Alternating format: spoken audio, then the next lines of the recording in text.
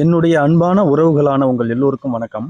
நம் ஒவ்வொருவருடைய வாழ்க்கையிலும் சில நல்ல செயல்களை தனியாக நின்று செய்து பாருங்கள். அப்போதுதான் தெரியும் நம் பலத்தின் பலம். அப்படி ஒரு பலத்தின் வளர்ச்சி தான் இந்த மரம். இந்த பதிவை கொஞ்சம் கவனமா பாருங்க.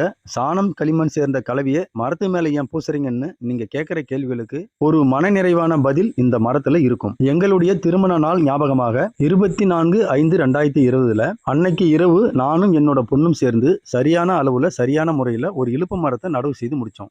அந்த பதிவு ஊக்கமது கைவிடேல் என்ற தலைப்புல இருக்கும். அதை இந்த வீடியோக்கு கீழே பின் பண்ணியிருக்கேன், பார்த்து தெரிஞ்சுக்கோங்க. ஆடு மாடுகள் இந்த மரத்தின் மேல் தோலையும் மரத்தின் பட்டையையும் எப்படி சுரண்டி சாப்பிட்டு இருக்குன்னு பாருங்க. இந்த மரங்களுக்கு ஏற்பட்ட பாதிப்புகள் ஒரு நாள்ல நடந்தது. இந்த பாதிப்புகள் ஆடு மாடுகளால தொடர்ந்துகிட்டே போனா ஒரு சில மரங்கள் தாக்கு பிடிச்சி குறைவான வளர்ச்சியை கொடுக்கும். ஆனால் பல மரங்கள் காய்ந்து போய் இறந்து போகும். என்னுடைய பிள்ளைகளுக்கு நிகராக பார்த்து பார்த்து நான் வளர்க்கக்கூடிய மரங்களை எப்படி நான் சும்மா விட்டுட்டு போக